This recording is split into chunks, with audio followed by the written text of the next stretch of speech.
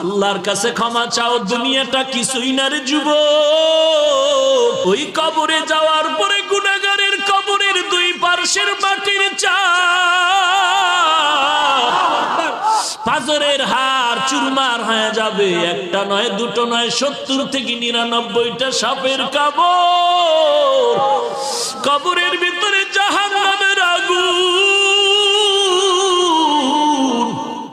এরে বান্দা, এখনো কি আল্লাহর রাস্তায় ফিরে আসবি না?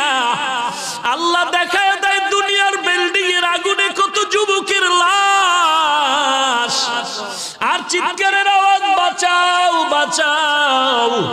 একটু চিন্তা করে দেখ, যখন আগুন লাগছিল শরীরের মধ্যে তখন ওদের কেমন লাগছিল, অবস্থাটা কেমন হয়েছিল।